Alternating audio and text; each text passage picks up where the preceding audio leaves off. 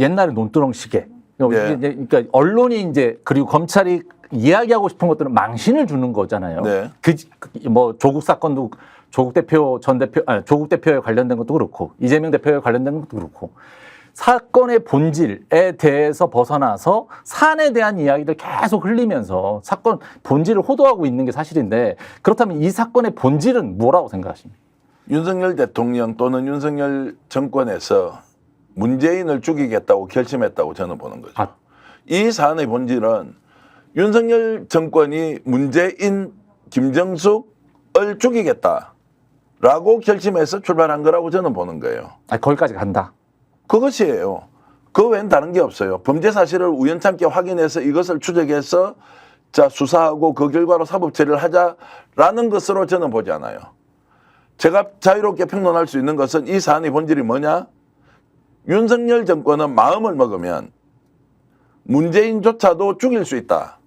그 마음을 정권에서 먹었느냐 윤석열 대통령이 먹었느냐는 것은 여기에서 워낙 법적으로 논란이 있을 수 있기 때문에 제가 윤석열 정권으로 통칭하지만 윤석열 정권이 문재인 전 대통령을 정치적으로 죽이겠다 사법 처리하겠다고 결심한 데서 출발한 것이지 이 사건이 우연찮게 터졌기 때문에 이 사건이 확정되다 보니 문재인 전 대통령까지 연결되었다라고 저는 보지 않아요. 지금은 증거가 없는 상태에서 막연한 추측을 가지고 끊임없이 범죄 사실이 확인될 때까지 쉽게 얘기하면 먼지털이 방식으로 수사를 하고 있어요. 임종석 불렀죠. 조국 대표 불렀죠. 곧이어서 자 문재인 대통령까지 부를 거랍니다. 그러면은 김정일 여사가 부를 거 아니에요. 자 여기에서 진술 거부권 행사하겠죠. 그러면 둘 중에 하나로 판단해라. 국민들은 뭐냐. 거짓된 잘못된 게 있기 때문에 진술 거부하는 거 아니냐라는 거 하나. 실제로 이것은 명백하게 정치 탄압이고 정치 보복이라고 하는 것 하나.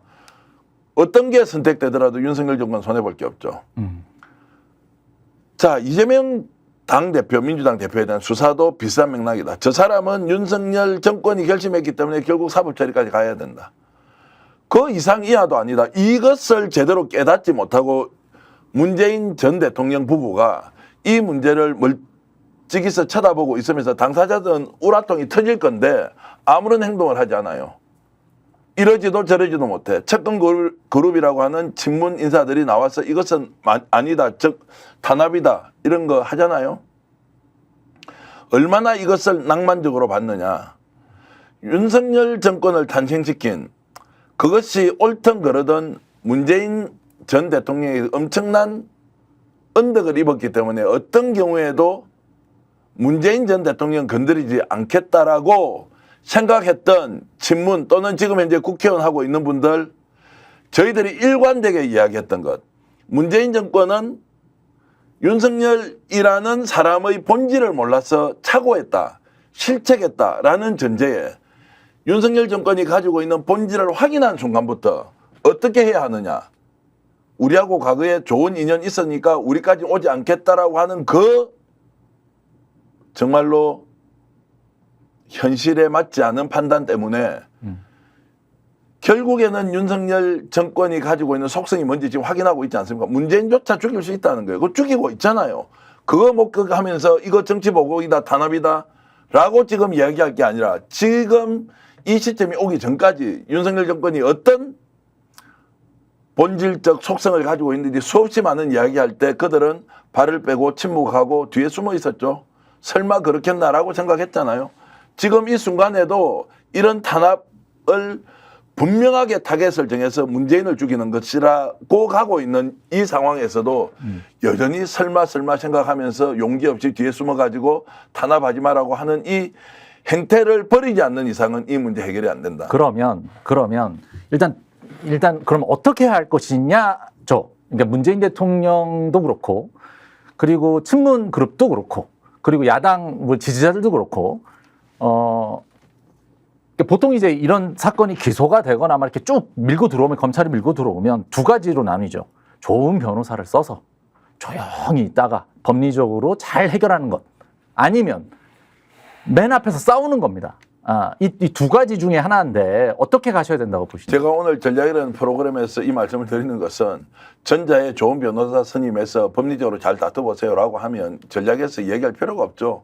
그것은 대한민국 모든 국민이 법 앞에 평등한데 어떤 특정한 사안에서 검찰이 수사하고 기소되고 재판받으면 가야 되는 거죠.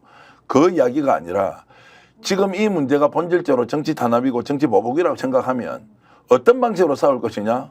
나서서 전면에서 거리에서 정말로 혈혈단신으로 윤석열 대통령, 윤석열 정권과 정면에서 문재인 대통령이 싸워야 되죠. 아니 문재인 대통령이 지금 나오기 어려우면 소위 말하는 친문이라고 하는 국회에 들어가 있던 분, 전직 장관이든 전직 국회의원이든 나와서 이 정권의 본질이 무엇인지 이것조차도 수사해서 문재인 전 대통령 부부를 감옥에 넣을 수도 있다라는 전제 조건으로 가고 있는 여기에 비굴하게 타협을 하거나 설마 그런 일이 벌어지겠냐라고 상상하지 말고 이 정권이 가지고 있는 속성과 본질을 이해하고 전면전을 하라. 전면전 하지 않으면 똑같이 간다. 누구하고 같이 가느냐? 이재명 민주당 대표, 조국 대표, 그리고 송영길 전 대표가 당하고 있는 거하고 똑같이 갈 것이다. 그런데도 우리는 예외다라고 착각하지 말라고요. 이 사안의 본질은 전면에 나서서 싸우는 것 외에는 없다.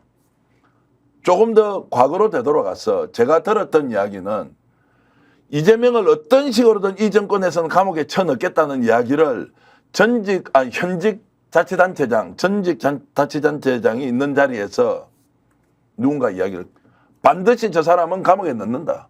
이게 뭐예요? 범죄 사실이 확인되었기 때문에 그것을 수사하는 과정에서 법적 절차를 밟는다는 의미가 아니고 당신 나한테 찍혔으니까 너 감옥 끝까지 가는지 안 가는지 한번 봐 라고 해서 끝까지 몰아세우면서 죄가 나올 때까지 털어서 밀어붙이고 가는 것. 전자 후자 무엇이 맞습니까 시청자 여러분? 윤석열 정권이 검찰을 앞세워서 검찰 독재 정권이라고 욕을 먹으면서도 누구 하나를 찍으면 끝까지 감옥에 보낼 수 있다는 걸 보여주는 것. 이미 우리가 실험실 몰몬터처럼 누군가는 당하고 있지 않습니까? 여러분은 예외일 것 같습니까? 저는 예외이고 우리가 윤 PD가 예외이고 이런 거 없어요. 마음을 먹으면 끝까지 잡아 넣을 수 있다는 것을 보여주고 있죠. 그러니까 겁이 나서 윤 정권이 저렇게 벼랑 끝에 몰려 있는데도 아무도 끽소리를 못하는 거지. 여의도에서는. 왜냐하면 나도 찍히면 죽으니까.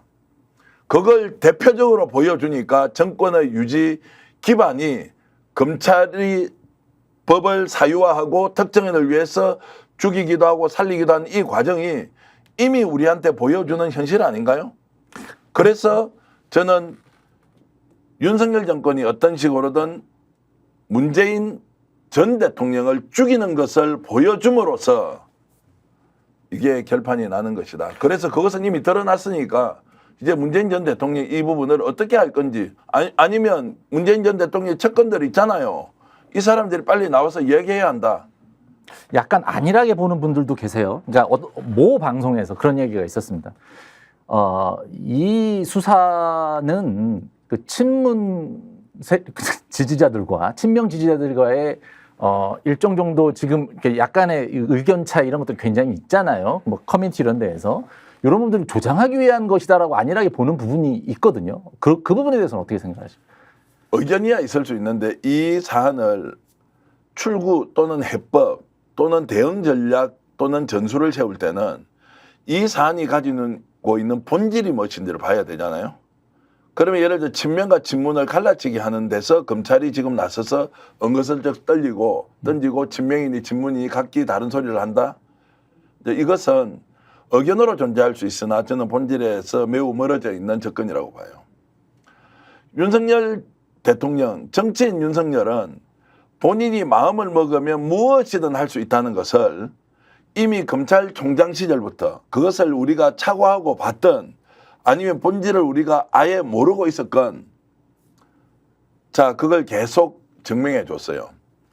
지난 2년 동안에 국민의힘의 당대표가 어떻게 쫓겨나고 새로운 사람이 발탁이 되고 또 발탁된 자조차도 특정 시점에 쫓겨나는 과정을 보면 윤석열 대통령이 마음을 먹으면 이 사람은 9시 되죠.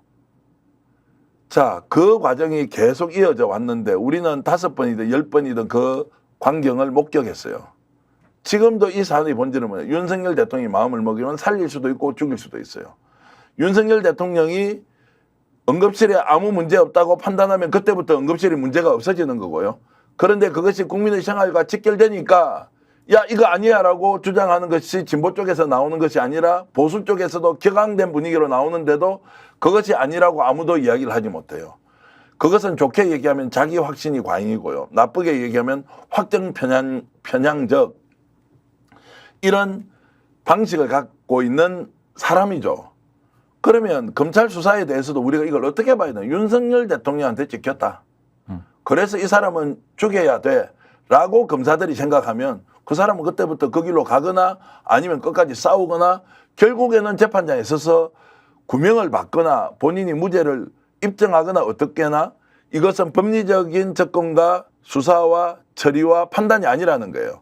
누군가의 결심에 의해서 돌아가는 게 뻔한데 자 이거를 친명과 친문의 갈등 양상이고 그것을 갈라치게 하는 방식이다라고 하는 것은 너무나 저는 안이한 접근이다라고 보는 거고요. 그래서 문재인 대통령이 지금부터 당하는 간 보시라고요.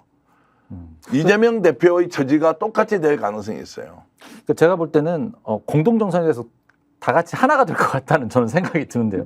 일단은 말씀은 정치검찰 피해자 모임 같은 게 거대하게 이제 전선이 이루어질 수도 있겠네요. 예전에는 뭐 친문은 이렇고 뭐 친명은 이렇고 그게 아니라 하나가 돼서 공동전선으로 해서 지금 정권과 싸워야 된다는 말씀이신 거죠? 나는 싸우라고 한 적이 없고요.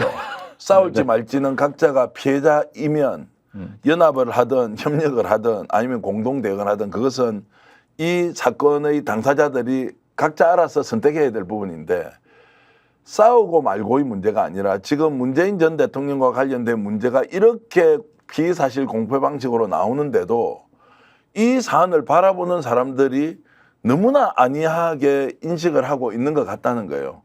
잘못한 거 있으니까 수사받는 거지. 수사받으면 당연히 범죄 사실 나오는 거고 그러면은 기소되어서 재판받는 거고 처벌받는 거지. 라는 것으로 이 사안의 본질을 몇 % 설명이 가능하겠냐는 거예요. 저는 왜 문재인 전 대통령이 여기에 대해서 당당히 나서서 이것은 잘못됐다, 잘됐다 이야기하지 않느냐고요.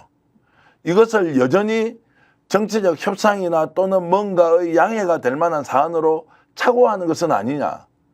누군가가 중간에 서서 이렇게 하면 안 된다고 하면서 오히려 윤석열 대통령에게 정치적 공간을 넓혀주는 딜을 하고 있는 것은 아니냐. 검찰권 때문에 나라가 망한다고 지금 주장을 하는 사람이 이 검찰권을 어떤 식으로든 조정이라는 방식을 통해서 상황을 모면해보자라고 가는 것은 아니냐. 다 저는 의미 없는 일이라고 보는 거고요. 지금 빨리 정신 차리고 이 사안의 본질은 윤석열 정권이 문재인 전 대통령 부부를 죽이겠다 결심하고 딸의 사건을 가져왔고 딸은 이미 전 사위와 이혼을 했는 상태에서 한 상태에서도 이것을 부추겨서 마치 중진공 이사장 자리를 이상직 전 의원에게 주고 그 전에 이미 취직을 시켜놓고 거기에서 2억 얼마의 월급과 활동비를 받았다는 그 프레임을 가지고 이야기하는데 아무런 반응을 보이지 않는다는 것은 무책임하기도 하고 정말로 대응하는 방식이 하지야책이다. 이 말씀까지만 제가 드리겠습니다. 협력과 공동전선 구축은 제가 이야기할 수 있는 건이 아니고 이 사안의 본질을 정확하게 알고 가야 한다. 이런 말씀만 드리겠습니다. 스픽스는 말하는 언론입니다. 대세는 유튜브, 그중에서 스픽스. 좋아요, 댓글, 구독, 알림 설정. 여러분이 저희를 사랑해 주시고 우리가 여러분을 사랑하는 4가지 방법입니다.